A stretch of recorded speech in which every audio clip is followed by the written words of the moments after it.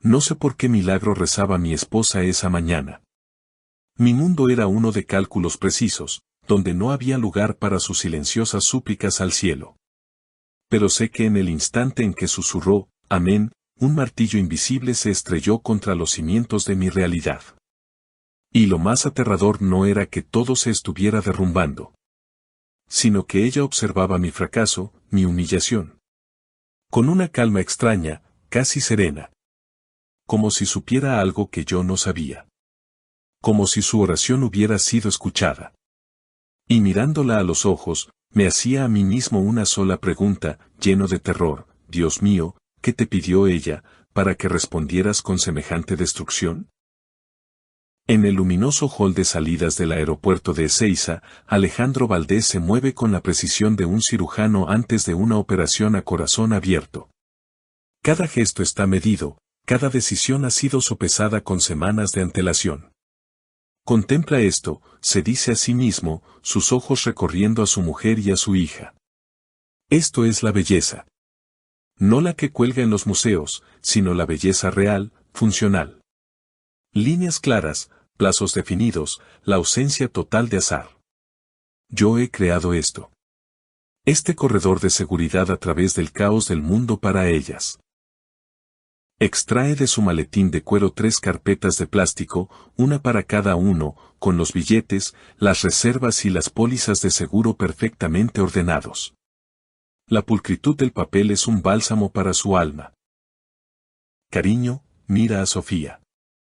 Está tan emocionada, susurra Isabella, su voz una melodía suave en medio de la cacofonía del aeropuerto. ¿Podrías dejar tus carpetas un momento y simplemente estar con nosotras? Alejandro cierra el maletín con un clic satisfactorio y la mira. Estoy con vosotras. Estoy asegurando la ejecución impecable de nuestras vacaciones. La emoción es buena, pero debe estar anclada en la certeza. Y la certeza, Isabella, solo la proporciona un plan. Su reloj suizo, una esfera de acero y cristal de zafiro, brilla cuando su dedo señala la etiqueta de identificación en la pequeña maleta de Sofía. Todo está doblemente verificado, anuncia. Para él, esto no es un simple viaje. Es la demostración en vivo de su fe. El mundo es un sistema caótico que él, a través de la voluntad y el intelecto, puede y debe ordenar. Pero al acercarse a la zona de control de pasaportes, la impecable estructura de su mundo se agrieta. Ante él no se extiende una fila, sino un monstruo informe y palpitante. Un sudor frío le recorre la espalda. No. Esto no puede ser real. Es una pesadilla, un error en la matriz. No es una simple multitud. Es el fallo de una viga de carga. Todo el edificio de su plan amenaza con derrumbarse bajo el peso de esa masa amorfa y grotesca. Su mirada de arquitecto escanea la escena con horror. ¡Qué diseño tan inepto! Miles de personas, y no pueden gestionar un simple flujo. Yo podría rediseñar esto en un día, y funcionaría con la precisión de un mecanismo de relojería. Siente físicamente cómo los preciosos minutos de su margen de seguridad se consumen.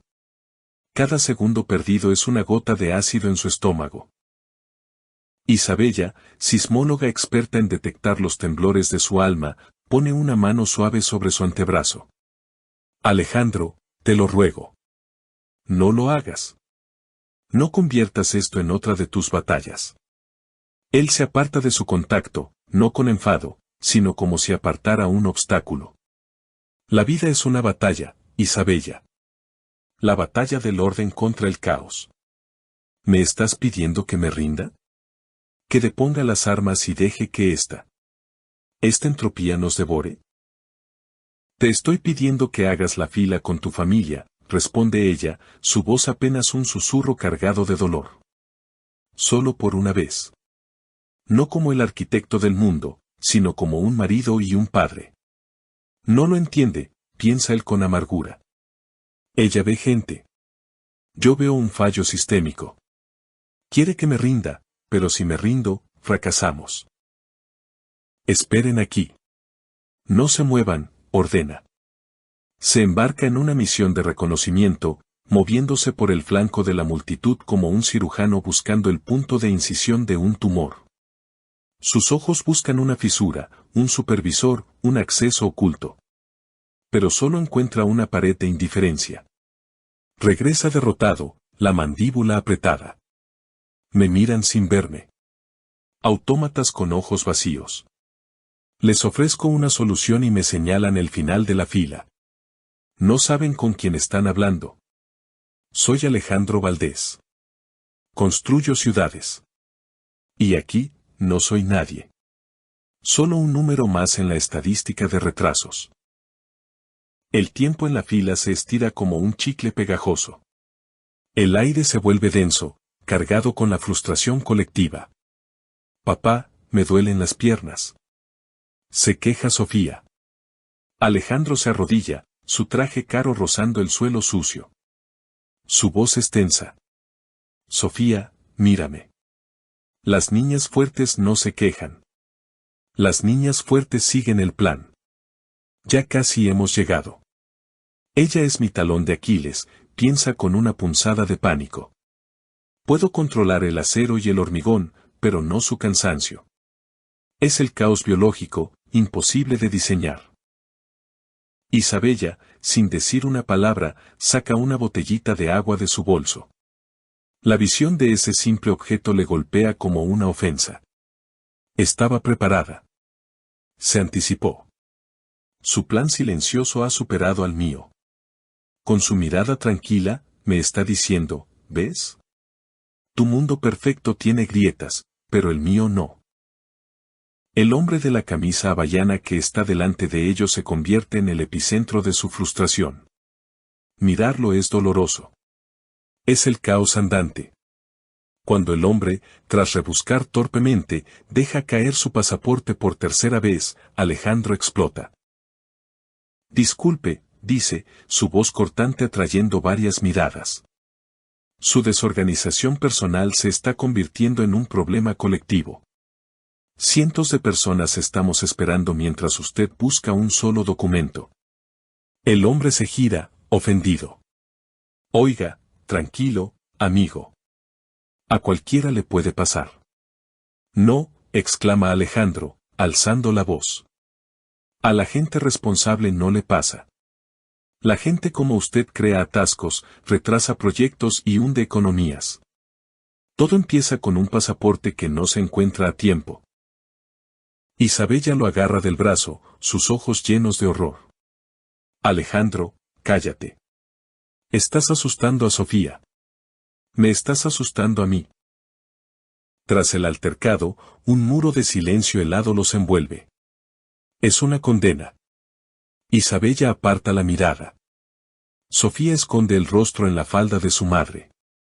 Se han puesto en su contra, piensa Alejandro, sintiéndose traicionado. Han elegido el bando del caos.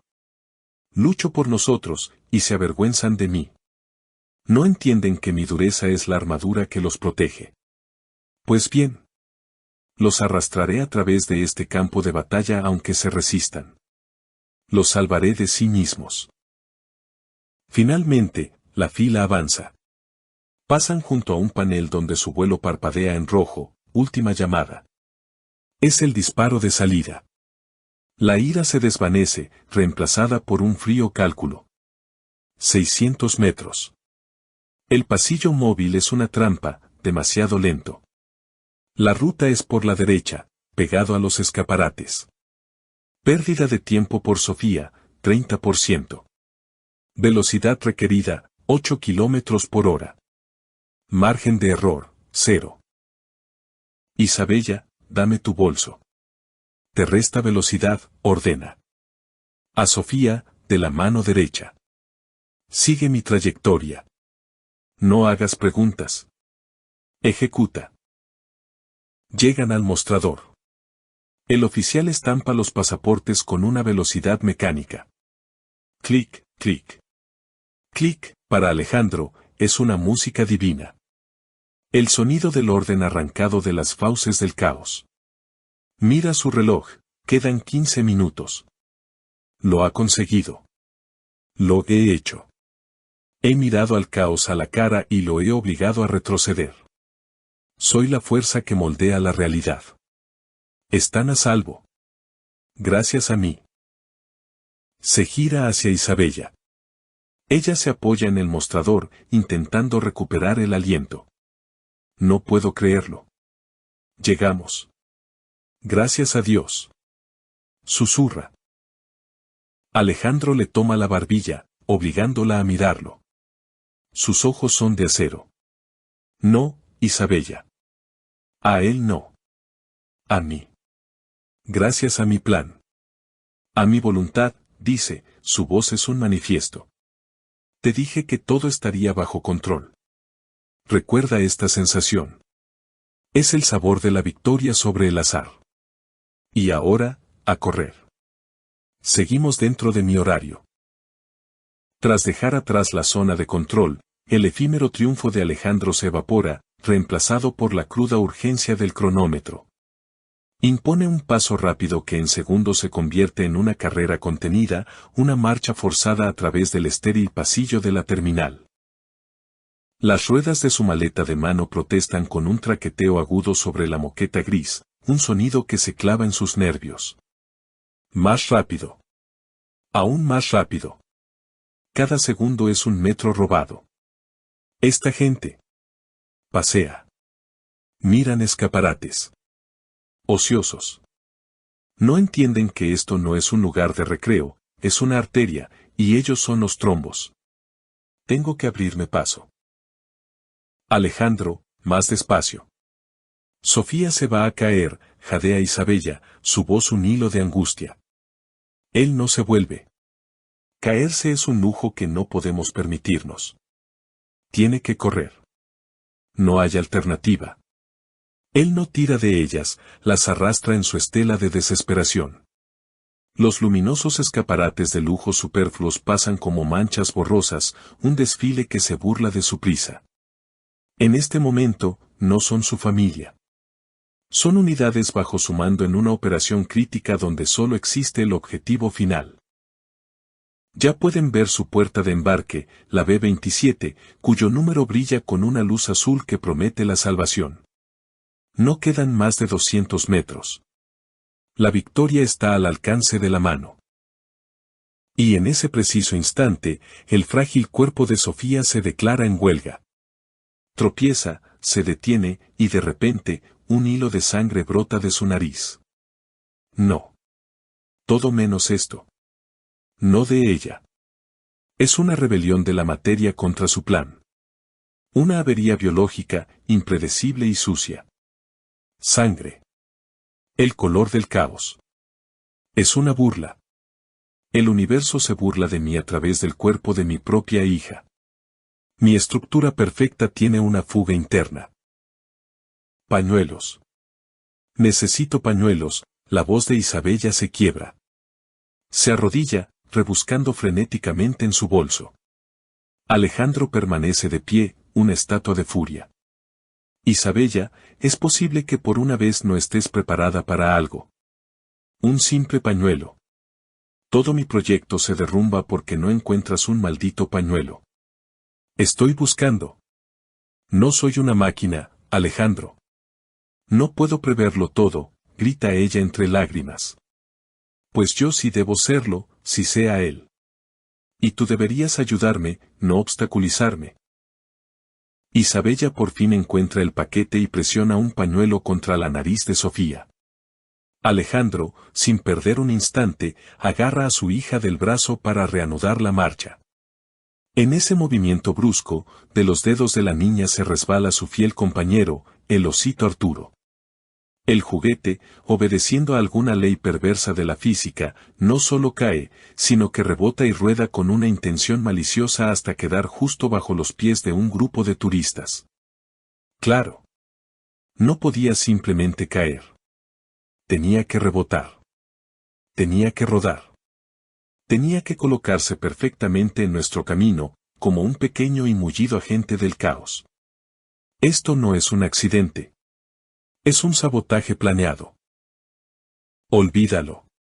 Te compraremos otro, espeta Alejandro. Pero Sofía prorrumpe en un llanto tan agudo y desgarrador que varias personas se giran para mirarlos. Isabella lo fulmina con la mirada. Derrotado, Alejandro se rinde. Apretando los dientes, él, el gran arquitecto, se arrodilla. De rodillas. Sobre este suelo sucio. Por un trapo relleno. Todos miran. El creador, arrastrándose como un animal. Eso es lo que hace el caos. No solo te vence, te humilla. Te obliga a venerar a sus ídolos grotescos. Se levanta, con el oso en la mano y ceniza en el alma. Y entonces, ocurre algo extraño. El llanto de la niña cesa al instante. Por una fracción de segundo, el zumbido del aeropuerto parece atenuarse. Sofía levanta hacia su padre sus enormes ojos serios. Y con una voz queda, clara, que no es la de una niña de 7 años, una voz tranquila, profunda, casi profética, dice, «Papá, a ese avión no». La frase queda suspendida en el aire, una anomalía que rompe toda lógica. ¿Qué ha sido eso? Su voz. No era su voz. Alejandro sacude la cabeza físicamente, como para espantar una alucinación. ¡Qué estupidez! Es el estrés. Oigo cosas. Es solo un berrinche. Hay que ignorarlo. Adelante. Siempre adelante. Sofía, no digas tonterías, corta él, su brusquedad es una defensa contra lo que no puede comprender. Vamos a subir a ese avión. Fin de la discusión. El último tramo. Corren. Siente el ardor en los pulmones, el martilleo de su corazón en los oídos, el sabor a metal en la boca. Ve la espalda de la última pasajera desapareciendo por la boca del túnel. Ve a la empleada de la aerolínea, su mano ya en la puerta. Grita, un rugido ronco y desesperado que es una orden al universo, esperen. En ese breve instante, todavía cree que su voluntad puede detener el tiempo. Llegan corriendo al mostrador, sin aliento. Pero su grito llegó una fracción de segundo tarde. Justo delante de sus ojos, la empleada, con un gesto rutinario, cierra la puerta. Se oye un clic. Un sonido seco, metálico e implacable de la cerradura al encajar. Ese pequeño clic es ensordecedor. Más fuerte que cualquier grito. Es el punto final de la frase que sentencia, has perdido. El silencio que vino después es absoluto. Alejandro permanece de pie, con la mirada fija en la puerta, su mente negándose a aceptar lo que sus ojos han visto. Isabella se deja caer en el asiento más cercano y abraza a Sofía, que llora en silencio, acunando su oso, el trofeo del caos. Se acabó. El silencio. Hasta el avión, al otro lado del cristal, parece guardar silencio, burlándose. Ella está ahí, abrazando a ese oso. Y llora. No siento pena. Solo un vacío inmenso. El edificio se ha derrumbado. La empleada se acerca, su rostro una máscara de compasión profesional. Lo siento mucho, señores, pero el embarque del vuelo MH370 ha finalizado. No te atrevas a compadecerme, piensa él mientras ella habla. No tienes ni idea de lo que has hecho. No has cerrado solo una puerta. Has firmado la sentencia de muerte de mi mundo con tu clic indiferente. Alejandro aparta lentamente la vista de la puerta, la tumba de su plan. Mira a su familia, sentada en la fría zona de espera de los perdedores. Ve el rostro lloroso de Sofía. Ve el cansancio infinito en los ojos de Isabella. Afuera, en la pista, su avión, su obra de arte, empieza a moverse. En ese momento, se siente como un arquitecto de pie en medio de las ruinas humeantes de su creación. Mi proyecto no ha sido destruido por un terremoto, sino por una gota de sangre, un trozo de papel y una bola de relleno. No ha sido un simple fracaso. Ha sido elegante. Como si otro arquitecto, hubiera diseñado mi fracaso con el mismo cuidado meticuloso con el que yo había diseñado mi éxito. Con la mirada vacía, como un autómata, Alejandro se acerca al mostrador de la aerolínea. Ya no hay lucha en él. Toda su energía se ha consumido, dejando solo un vacío helado. Entrega los pasaportes en silencio. La empleada los toma con una sonrisa compasiva que a Alejandro le resulta obscena. No me mires así, piensa con una rabia sorda. No quiero esa compasión profesional en tus ojos. No soy un objeto de lástima. Soy el arquitecto Alejandro Valdés. Y tú me entregas estos papeles, el obituario de mi plan, como si fuera una limosna. 8 horas. No me estás dando un billete, me estás dando 8 horas de vergüenza. Cuando ella le entrega las nuevas tarjetas de embarque, él las toma sin mirarlas. No da las gracias. Simplemente se da la vuelta, un hombre despojado de su propósito, y se dirige hacia el purgatorio de la zona de espera. Su camino hacia la cafetería es una procesión fúnebre. Alejandro camina delante, su postura antes recta ahora encorvada por el peso de la vergüenza. Se siente desnudo, vulnerable bajo las miradas indiferentes de otros viajeros. Vayan. Vayan todos a sus aviones. Felices, despreocupados, exitosos. Todos siguen sus planes. Y yo soy un paria. Un fantasma en este templo del orden que no he podido conquistar. Todos lo ven. Saben que he fracasado. Isabella lleva a Sofía de la mano, manteniendo una distancia prudente de la órbita gélida de su marido. No buscan un lugar para sentarse. Buscan un refugio donde esconderse. En un rincón apartado de la cafetería, ocupan una pequeña mesa redonda que se convierte de inmediato en el símbolo de su desconexión. Isabella se sumerge en el cuidado de Sofía, creando un pequeño mundo a su alrededor con un zumo de naranja, un bollo y lápices de colores. Ha creado un capullo a su alrededor, observa Alejandro desde el otro lado de la mesa. Zumo, lápices, susurros. No es cuidado. Es defensa. Está protegiendo a Sofía no del cansancio, sino de mí. Del veneno de mi fracaso.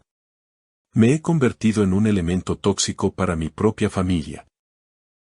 Sentado, inmóvil, Alejandro se convierte a la vez en acusado, fiscal y juez en un despiadado juicio interno. Su mente de arquitecto repasa el colapso del proyecto con una crueldad metódica. Informe del fracaso del proyecto, vacaciones. Causa 1, subestimación del factor de ineficiencia humana. El margen de 40 minutos era inadecuado. Causa 2, incapacidad para controlar fallos biológicos, hemorragia. Causa 3, sumisión a un factor sentimental irracional, oso de peluche. Conclusión, fracaso en todos los puntos clave. Responsable, el arquitecto jefe. Yo. Isabella, incapaz de soportar por más tiempo su sufrimiento mudo, extiende la mano sobre la mesa. Alejandro. Él aparta la suya como si le quemara. No. Sí, sí que hace falta, insiste ella, su paciencia finalmente rota. Deja de torturarte. No estás en una cruz, solo has perdido un avión. Todos lo hemos perdido. Yo no he perdido un avión, responde él con una voz gélida, mirando un punto vacío en la pared. He fracasado en una operación. Es distinto. Mi trabajo es garantizar el resultado. No lo he conseguido. Tu trabajo, la voz de Isabella es un siseo furioso. Esta es nuestra vida, Alejandro, no tu trabajo. Estoy cansada de vivir en tu obra. Cansada de ser un elemento en tu plan perfecto. Sofía tiene miedo de tus planes. Solo quiere que su papá deje de estar enfadado. Por primera vez, él se vuelve para mirarla, y en sus ojos hay una mezcla de dolor y rabia. No entiendes nada. Mi ira es el precio del orden. Sin ella, viviríamos en el caos. Como toda esa gente. Quizás en su caos hay más vida que en todo tu orden estéril, replica ella. Se levanta, dándole la espalda, y se aleja unos pasos, creando una barrera física que se suma a la emocional. El tiempo pasa con una lentitud agónica. Sofía, agotada, se duerme en el regazo de su madre. En sueños, abraza a su osito Arturo. Alejandro lo mira. Lo abraza. El arma de mi derrota. Ese pequeño y feo ídolo de lo absurdo. Ha ganado. Reposa ahí, en sus brazos, como un rey en su trono, mientras yo estoy sentado aquí, entre las ruinas. El televisor de pantalla plana colgado en la pared funciona sin sonido. Anuncios, deportes, telenovelas. Una mancha de luz sin sentido. Aún no sabe que ese objeto que ignora está a punto de convertirse en el portal a través del cual una noticia irrumpirá en su vida para cambiarlo todo. De repente, la pantalla se vuelve roja, última hora. Simultáneamente, el sonido se activa, y la sintonía alarmante de las noticias rompe la calma de la cafetería como una sirena antiaérea en su infierno privado. El impacto audiovisual lo saca de su letargo. Todas las miradas se clavan en la pantalla. Aparecen imágenes de un campo verde sembrado de metal retorcido y humo negro. Una deconstrucción, piensa su mente de arquitecto. El fuselaje desgarrado como si fuera de papel. Las vigas estructurales, retorcidas por el impacto. La voz de un presentador informa sobre el siniestro de un Boeing 777 en el este de Ucrania. Lo miran con el horror distante con el que se miran las tragedias ajenas. El avión pertenecía a Malaysia Airlines y cubría la ruta de Ámsterdam a Kuala Lumpur, continúa el presentador. En la parte inferior de la pantalla aparece un faldón con texto en rojo, vuelo MH17. Isabella emite un grito ahogado, un sonido que se rompe en su garganta. Se lleva la mano a la boca. Sus ojos, dilatados por el terror, se encuentran con los de Alejandro. El abismo entre ellos desaparece, reemplazado por un puente de puro horror. Alejandro siente un frío glacial recorrerle las venas. Busca frenéticamente en su chaqueta y saca las tarjetas de embarque. Sus manos tiemblan tanto que apenas puede leer. Busca el número de su vuelo de conexión desde Ámsterdam. Las letras y los números bailan, pero los ve con una claridad aterradora, MH17. No es un error. Es su vuelo. El amasijo de restos humeantes en la pantalla es su avión. El mundo de Alejandro deja de existir. Se desintegra y se reconstruye de nuevo, con una configuración monstruosa. La fila. Era un bote salvavidas. La sangre. Fue el agua bendita que nos detuvo. El oso. No era un obstáculo. Era un guardián en la puerta. Todos sus fracasos, cada momento humillante, eran los peldaños perfectamente ajustados de una escalera que los alejaba de la muerte. Mira a su esposa, pálida como el papel, y a su hija dormida, tan pacífica. Y comprende. Su mayor fracaso como hombre acaba de convertirse en su salvación más incomprensible. No llegó tarde a sus vacaciones.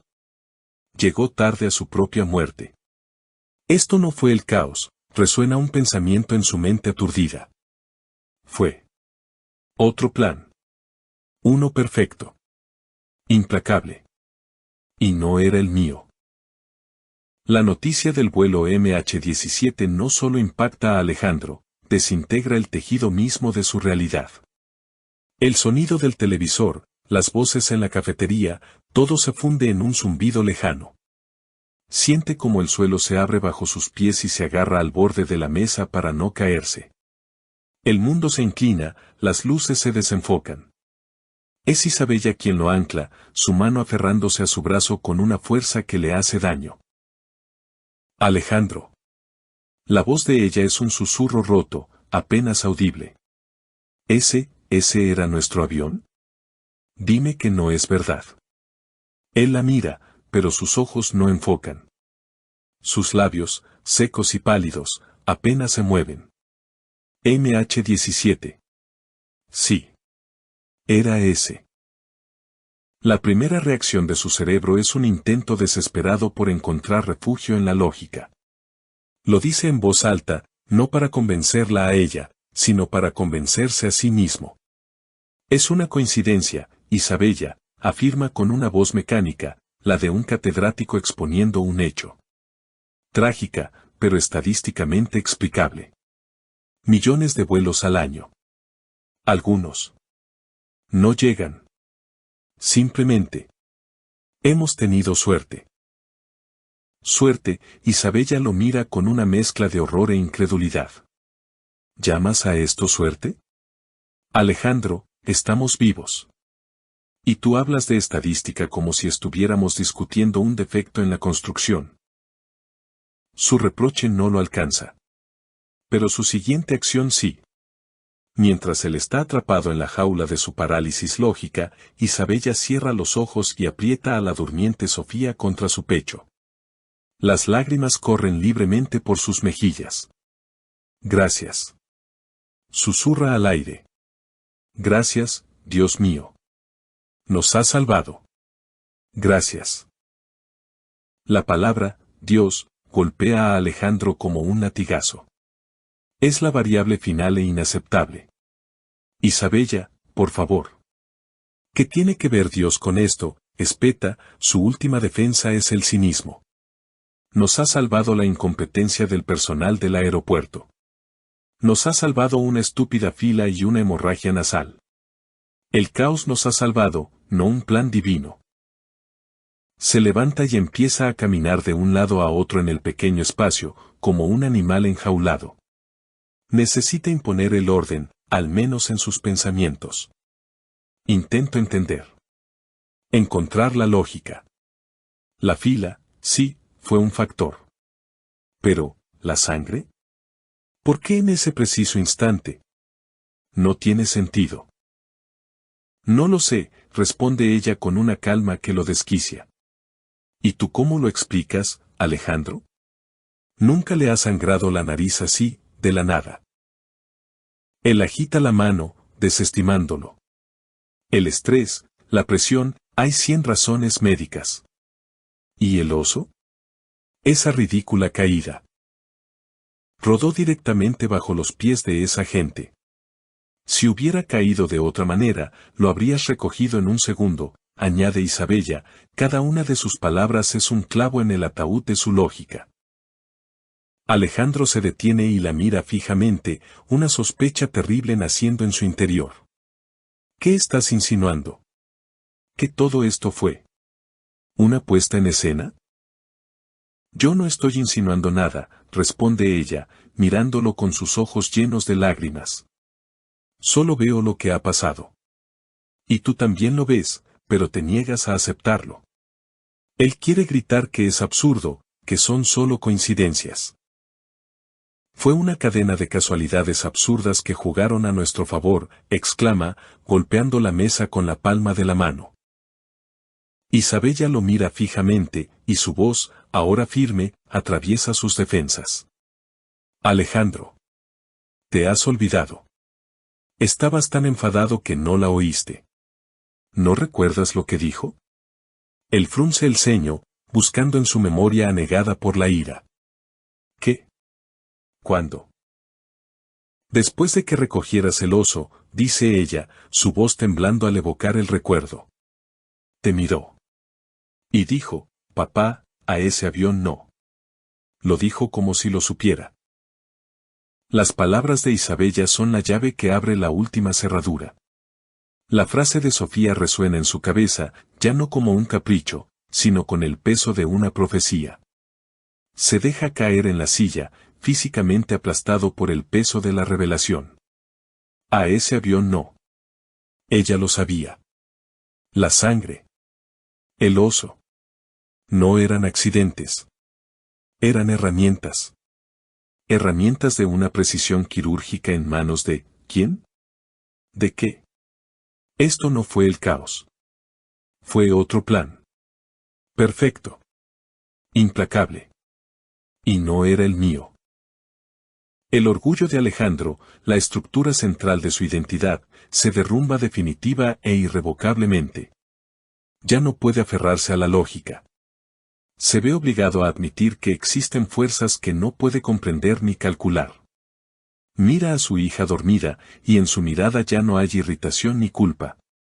Hay un asombro reverencial. Extiende la mano, temblando, y con una delicadeza que no sabía que poseía, aparta un mechón de pelo de la frente de Sofía. Tiene miedo de tocarla, como si fuera algo sagrado. El mundo de Alejandro ha sido destruido, pero sobre sus ruinas comienza a construirse algo nuevo. Se vuelve hacia Isabella.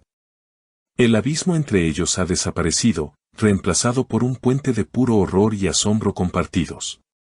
Su voz es apenas un susurro, la primera pregunta de su nueva vida.